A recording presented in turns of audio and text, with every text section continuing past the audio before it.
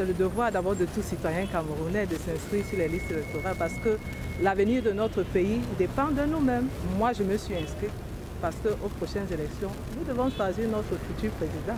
La fièvre de la présidentielle d'octobre prochain monte progressivement au Cameroun. Les inscriptions sur les listes électorales se poursuivent à grands pas, en attendant la convocation du corps électoral par le président de la République. De même, les partis politiques se réorganisent, question d'investir leurs candidats et de peaufiner leur stratégie pour l'assaut final. Dans les chaumières, il se dit que la présidentielle de 2025 sera aussi animée que celle de 1992, l'élection présidentielle la plus populaire du Cameroun indépendant. Faux pour certains observateurs. Je ne le pense pas, parce qu'en fait le RDPC a tout mis en place pour que ces élections se passent sereinement et avec le concours de l'ECAM qui sont jugés partis, parce que les dirigeants de l'ECAM sont nommés par le président de la République, qui est le président national du RDPC.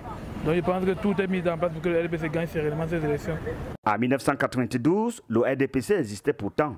On avait une opposition forte et les populations pouvaient marcher pour cette opposition. Maintenant, ce n'est pas le cas. L'opposition n'est pas d'abord structurée, ils ne sont pas d'abord en accord. Eux-mêmes d'abord, ils sont divisés par-ci, par-là. Même pas Maurice Kamto. Il ne compte pas parmi les opposants.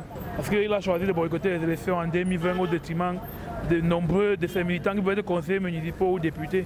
Un peu plus de 8 millions de Camerounais sont déjà inscrits sur les listes électorales. Un chiffre qui décrit l'engouement populaire. Mais tout ne doit pas se limiter aux inscriptions. Il faudra passer aux urnes le jour dit. Il faut s'inscrire et aller effectivement voter.